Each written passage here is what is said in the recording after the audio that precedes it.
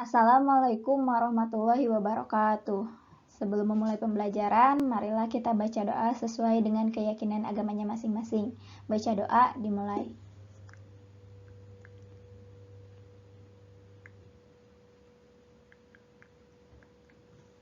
Baca doa selesai. Halo anak-anak, apa kabar? Semoga kalian bisa tetap menjaga kesehatan kalian sendiri. Jika memang harus keluar rumah, tetap gunakan masker, jaga jarak, dan rajin mencuci tangan. Karena situasi kita masih dalam pandemi COVID-19. Pada pertemuan kali ini, kita akan memasuki bab 4, karena bab 3 sudah selesai di minggu yang sebelumnya. Bab 4 ini kita akan membahas mengenai kasus-kasus pelanggaran hak dan pengingkaran kewajiban warga negara. Tujuan dari pembelajaran ini tentunya diharapkan kalian dapat mengidentifikasi, menjelaskan, serta menganalisis mengenai kasus-kasus pelanggaran hak dan pengingkaran kewajiban warga negara.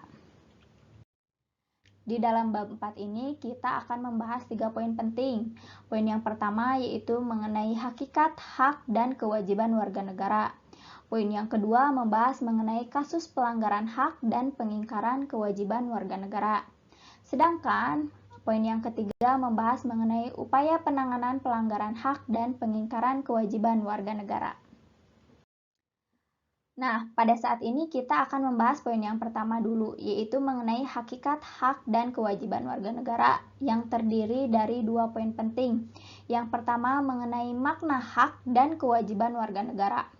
Hak asasi manusia dengan hak warga negara tentunya berbeda. Hak asasi manusia adalah hak yang melekat pada diri setiap pribadi manusia. Hak asasi sifatnya universal, tidak terpengaruh oleh status kewarganegaraan seseorang. Sedangkan hak warga negara merupakan seperangkat hak yang melekat dalam diri manusia dalam kedudukannya sebagai anggota dari sebuah negara. Hak warga negara dibatasi oleh status kewarganegaraan. Maka dapat dibedakan kalau hak asasi manusia sifatnya universal, sedangkan hak warga negara itu dibatasi oleh status kewarganegaraan. Contohnya, hak asasi manusia itu adalah hak untuk hidup. Hak untuk hidup ini tidak dibatasi oleh status kewarganegaraan. Sedangkan hak warga negara ini kan dibatasi oleh status kewarganegaraan. Maka tidak semua orang yang hidup bisa berkedudukan sebagai pejabat di suatu negara, contohnya di Indonesia. Jadi bisa dikatakan bahwa hak asasi manusia ini sepenuhnya bisa menjadi hak warga negara, tetapi hak warga negara tidak sepenuhnya menjadi hak asasi manusia. Selanjutnya di sini ada kewajiban asasi dan kewajiban warga negara. Jika kewajiban asasi merupakan kewajiban dasar setiap orang, dengan kata lain, kewajiban asasi terlepas dari status kewarganegaraan yang dimiliki oleh orang tersebut. Sedangkan kewajiban warga negara merupakan kewajiban yang dibatasi oleh status kewarganegaraan seseorang. Akan tetapi, meskipun demikian, konsep kewajiban warga negara meliputi cakupan yang lebih luas karena meliputi pula kewajiban asasi. Jadi, kewajiban negara ini bisa meliputi kewajiban asasi, sedangkan kewajiban asasi ini tidak meliputi kewajiban warga negara. Contohnya, menghormati kehidupan orang lain. Untuk menghormati kehidupan orang lain itu terbebas dari status kewarganegaraan. Sedangkan untuk membela negara itu merupakan kewajiban dari warga negara. Hak dan kewajiban negara merupakan dua hal yang saling berkaitan. Keduanya memiliki hubungan kasualitas atau hubungan sebab akibat. Seseorang mendapatkan haknya dikarenakan dipenuhinya kewajiban yang dimilikinya. Hak dan kewajiban warga negara juga tidak dapat dipisahkan. Karena bagaimanapun dari kewajiban itulah muncul hak-hak, begitupun dengan sebaliknya. Jadi ketika kita sudah mempunyai kewajiban, maka kita akan mendapatkan hak. Selama ini di dunia nyata pun tidak ada yang mendapatkan haknya dulu baru kewajiban. Pasti itu melaksanakan kewajiban dulu baru haknya. Itu jarang terjadi di kehidupan nyata. Rata-rata kita harus memenuhi kewajibannya dulu baru mendapatkan hak. Sama seperti pepatah, berakit-rakit dahulu, bersenang-senang kemudian. Poin yang kedua yaitu membahas mengenai jenis-jenis hak dan kewajiban warga negara Republik Indonesia, di mana kita bisa lihat di dalam Undang-Undang Dasar 1945, baik sebelum maupun sesudah amandemen, mulai dari pasal 26 sampai pasal 34 akan membahas mengenai hak dan kewajiban warga negara. Kita akan membahas satu persatu. Di sini ada hak atas kewarganegaraan yang ada dalam pasal 26 ayat 1 dan ayat 2, di mana warga negara Indonesia merupakan orang-orang Indonesia asli dan orang bangsa lain yang sudah disahkan oleh undang-undang. Jadi kalau kalian memang lahir di Indonesia itu tidak perlu diragukan bahwa kalian itu merupakan warga negara Indonesia. Adapun penduduk merupakan orang-orang asing yang bertempat tinggal di Indonesia sementara, tidak diakui sebagai status kewarganegaraannya. Sama halnya kalau kalian pun ingin belajar di luar negeri, kalian masih statusnya sebagai warga negara, tetapi sebagai penduduk di luar negeri. Poin yang kedua membahas mengenai kesamaan kedudukan dalam hukum dan pemerintahan yang masuk dalam pasal 27 ayat 1. Ini artinya baik laki-laki maupun perempuan semuanya sama di mata hukum, baik yang berstatus pejabat atau warga negara biasa, ini sama di mata hukum. Jadi sebuah tanda kalau tidak ada diskriminasi antara warga negara, serta kita sebagai warga negara pun mempunyai kewajiban untuk menjunjung tinggi hukum yang ada di negara Indonesia. Nah, yang ketiga di sini ada hak atas pekerjaan dan penghidupan yang layak bagi kemanusiaan, pasal 27 ayat 2, di mana kita sebagai warga negara Indonesia berhak untuk mendapatkan pekerjaan. Adapun kadang kita susah untuk mendapatkan pekerjaan, itu merupakan syarat-syarat dari sebuah instansi. Karena kalau kita bekerja, kita juga harus menyesuaikan dengan apa yang menjadi keahlian kita. Masa kalau kita mau kerja di rumah sakit, tetapi keahlian kita sebagai tukang bengkel, itu kan tidak mungkin ya.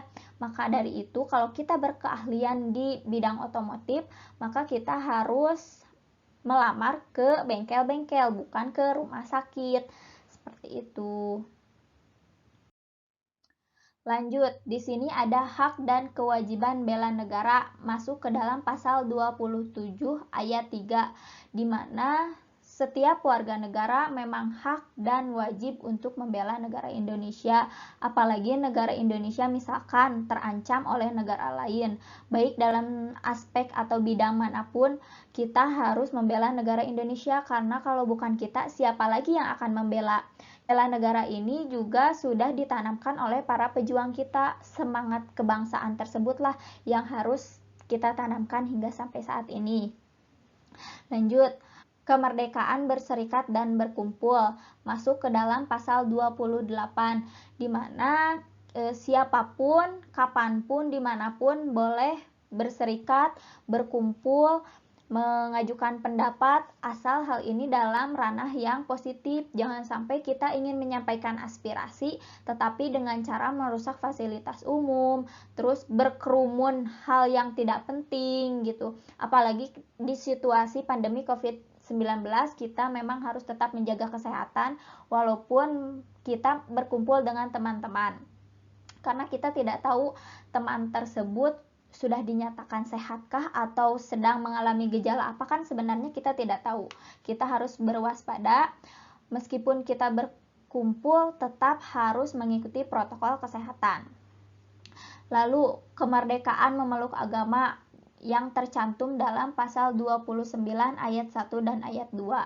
Maksudnya merdeka dalam memeluk agama ini, Indonesia memperbolehkan setiap warga negaranya untuk memeluk satu agama. Bukan berarti setiap warga negaranya diperbolehkan tidak memeluk salah satu agama yang sudah diakui oleh Indonesia. Serta bukan berarti kita bisa mencampur adukan satu agama dengan agama yang lainnya. Lalu masuk ke pertahanan dan keamanan negara, di mana masuk ke dalam pasal 30 ayat 1 dan 2. Maksudnya di sini kita juga berkewajiban untuk mempertahankan persatuan dan kesatuan bangsa. Jika salah satu wilayah di negara Indonesia merasa terancam oleh negara lain, maka seluruh wilayah Indonesia juga harus merasa terancam karena negara Indonesia ini kan merupakan satu kesatuan.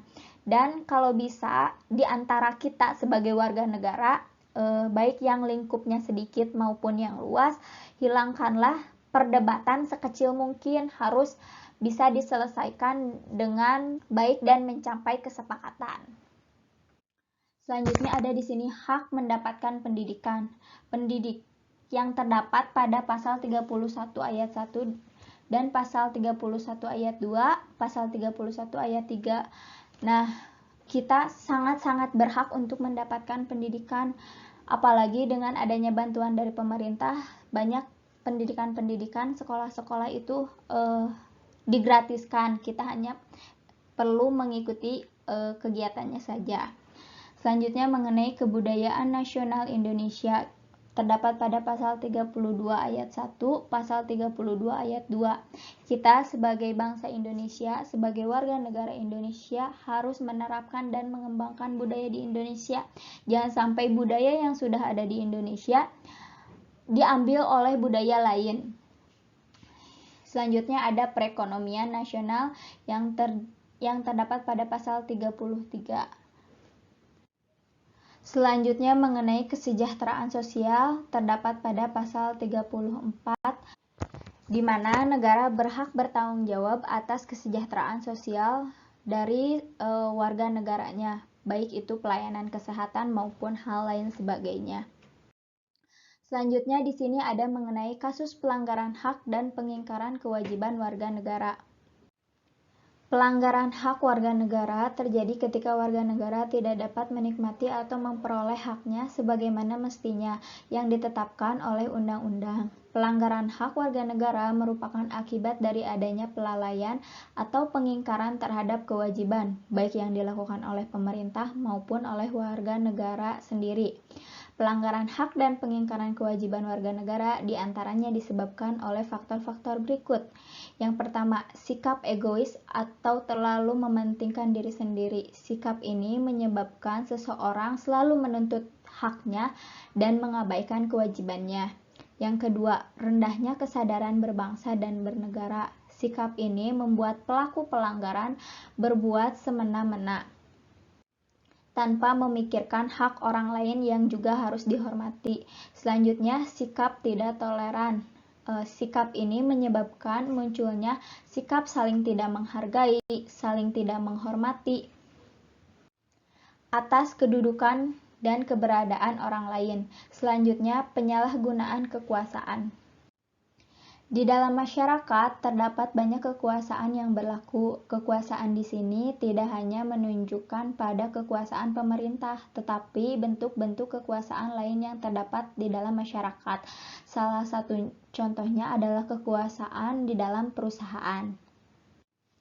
Selanjutnya, ketidaktegasan aparat penegak hukum. Aparat penegak hukum yang tidak bertindak tegas terhadap setiap pelanggaran hak dan kewajiban warga negara tentu saja akan mendorong timbulnya pelanggaran lain. Penyelesaian kasus pelanggaran yang tidak tuntas akan menjadi pemicu bagi munculnya kasus-kasus lain. Para pelaku yang tidak merasa jera dikarenakan mereka tidak menerima sanksi yang lepas atas perbuatan tersebut. Selanjutnya di sini penyalahgunaan teknologi. Tentunya kalian pernah mengalami berteman dengan seseorang melalui media sosial dan pernah mendengar kasus penculikan seseorang yang berawal dari media sosial. Hal ini menjadi bukti jika teknologi dapat disalahgunakan. Oke, di sini ada contoh kasus pelanggaran hak dan pengingkaran kewajiban warga negara. Salah satunya ini melanggar hak asasi orang lain. Ini menjadi pelanggaran hak sebagai warga negara. Contohnya pembunuhan, pemerkosaan, penyiksaan, pokoknya segala sesuatu yang melanggar hak orang lain itu disebut pelanggaran hak. Sedangkan pengingkaran kewajiban itu segala sesuatu yang sudah diberikan dan dia itu wajib untuk menjalankan tetapi dia melanggar. seperti melanggar peraturan sekolah. Contohnya kan ketika kalian sudah di sekolah, kalian diwajibkan untuk belajar dan mengikuti aturan sekolah, tetapi ketika kalian melanggar aturan sekolah itu disebut pengingkaran kewajiban. Lalu tidak membayar pajak. Nah, bagi setiap pengendara motor tentunya harus membayar pajak setiap tahun maupun 5 tahun sekali. Jika tidak membayar pajak, maka hal ini masuknya ke pengingkaran kewajiban. Jadi memang ada perbedaan. Kalau pelanggaran hak, jadi itu melanggar hak-hak orang lain. Untuk pengingkaran, dia sudah diberi kewajiban tetapi tidak melaksanakan. Lalu di sini ada upaya penanganan pelanggaran hak dan pengingkaran kewajiban warga negara. Yang pertama, upaya pemerintah dalam penanganan kasus pelanggaran hak dan pengingkaran kewajiban warga negara. Sebagai berikut, di sini ada supremasi hukum dan demokrasi harus ditegakkan. Jadi yang namanya hukum itu harus ditegakkan dengan benar gitu. Jangan sampai hukum ini berat sebelah kepada satu golongan atau satu organisasi saja. Yang kedua di sini mengoptimalkan peran lembaga-lembaga selain lembaga tinggi negara yang berwenang dalam penegakan hak dan kewajiban warga negara. Jadi peran lembaga-lembaga yang ada di kita, di masyarakat, contohnya polisi harus lebih ditegakkan. Misalnya ketika ada seseorang, kan kadang kita juga melanggar lalu lintas itu karena tidak ada polisi. Tetapi ketika ada polisi, ya kita tidak berani untuk melanggar lalu lintas tersebut. Maka dari itu peran dari si lembaga-lembaganya harus lebih dioptimalkan lagi supaya terus meminimalisir pelanggaran-pelanggaran yang terjadi di masyarakat. Lalu meningkatkan kualitas pelayanan publik untuk mencegah terjadinya berbagai bentuk pelanggaran hak dan pengingkaran kewajiban warga negara oleh pemerintah. Contohnya ketika akan membuat SIM. Nah, pelayanan publik ini kan kadang sangat lamban. Hal ini harus dioptimalkan agar tidak ada calo-calo yang akan memanfaatkan hal itu gitu. Kalau misalkan pelayanan publiknya sudah ditingkatkan. Lalu meningkatkan pengawasan dari masyarakat dan lembaga-lembaga politik terhadap setiap upaya penegakan hak dan kewajiban warga negara. Jadi selain dari lembaga pemerintahan, kita sebagai warga negara pun harus ikut serta memperhatikan peraturan yang ada di sekeliling kita. Contohnya ketika ada pelajar yang tidak menggunakan helm, harusnya kan menggunakan helm dan tidak bisa mengendarai motor sendiri karena belum cukup umur, kecuali kalau memang sudah cukup umur. Nah, misalkan orang tua kalian menegur, nah itu merupakan salah satu pengawasan dari orang tua kepada anaknya. Lalu meningkatkan penyebarluasan prinsip-prinsip kesadaran bernegara kepada masyarakat melalui lembaga pendidikan formal maupun non-formal. Jadi kesadaran berbangsa itu untuk menaati peraturan itu harus dimasukkan ke wilayah-wilayah pendidikan seperti formal maupun non-formal. Kalau formal kan kalian juga mungkin pernah Bapak polisi masuk ke sekolah SMK untuk memberikan pengarahan bahwa di jalanan itu seperti ini, peraturan lalu lintas itu seperti ini, kayak gitu. Lalu untuk non formal sendiri kan banyak ya polisi-polisi mengajukan sosialisasi ke masyarakat bahwa hati-hati dalam berkendara, terus harus mengikuti protokol keamanannya. Kalau untuk saat ini untuk menjaga protokol kesehatan dan hal lain sebagainya yang memang harus diikuti peraturan-peraturan yang berlaku di Indonesia. Lalu meningkatkan profesionalisme lembaga keamanan dan pertahanan negara. Jadi yang namanya berada di dalam lembaga keamanan negara itu memang harus orang-orang yang profesional, harus orang-orang yang terdidik. Jangan sampai orang-orang yang tidak terdidik justru ada di lembaga tersebut. Bagaimana untuk mendidik orang lain? Dia sendiri pun pengetahuannya kurang seperti itu. Contohnya ketika ada polisi, yang namanya lulusan polisi kan berarti sudah menempuh pendidikan kepolisian. Misalnya ketika ada orang yang ngebut gitu ya, menghabiskan 2 jalur, itu ditilang, padahal hal itu tidak boleh ditilang karena memang sudah ada pemberitahuan bahwa jalan itu satu arah, seperti itu. Lalu meningkatkan kerjasama yang harmonis antar kelompok golongan dalam masyarakat. Jadi bukan hanya lembaga pemerintahan saja yang harus kita andalkan, tetapi setiap golongan yang ada di masyarakat pun harus ikut serta dalam mengupayakan penanganan pelanggaran hak dan pengingkaran kewajiban warga negara ini. Selanjutnya di sini ada tindakan penanganan yang dilakukan oleh lembaga-lembaga negara yang mempunyai fungsi utama untuk menegakkan hukum, seperti kepolisian melakukan penanganan terhadap kasus-kasus yang berkaitan dengan pelanggaran terhadap hak warga negara untuk mendapatkan rasa aman, seperti penangkapan pelaku tindak pidana umum dan tindak pidana teroris. Jadi kalau misalkan di wilayah kita ada seorang teroris atau seorang pembunuh, maka lembaga kepolisian akan menangkap pelaku tersebut supaya si pembunuh itu diberikan hukuman yang pantas didapatkan, juga agar tidak meresahkan kepada masyarakat di lingkungan tersebut. Lalu Tentara Nasional Indonesia melakukan penanganan terhadap kasus-kasus yang berkaitan dengan gerakan separatisme, ancaman keamanan dari luar dan sebagainya. Jadi ketika bangsa Indonesia ada yang menyerang atau apapun itu, tentara lah yang akan maju terlebih dahulu. Lalu di sini ada Komisi Pemberantasan Korupsi melakukan penanganan terhadap kasus-kasus korupsi dan penyalahgunaan keuangan negara.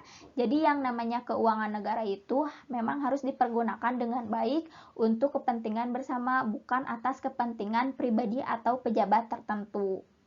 Lalu ada lembaga peradilan melakukan perannya untuk menjatuhkan vonis atau kasus pelanggaran hak dan pengingkaran kewajiban warga negara. Jadi kalau misalkan ada yang melanggar hak dan kewajiban warga negara, maka akan divonis melalui lembaga peradilan. Jadi ketika kalian melanggar hak dan kewajiban, maka kalian akan diadili di pengadilan. Biasanya kita menggunakan pengadilan umum, bukan pengadilan agama. Kalau pengadilan agama itu hanya yang berurusan dengan agama, contohnya perceraian atau hal lain sebagainya. Untuk peradilan umum menjatuhkan mengenai orang-orang yang melakukan tindak pidana. Di sini ada membangun partisipasi masyarakat dalam mencegah terjadinya pelanggaran hak dan kewajiban warga negara.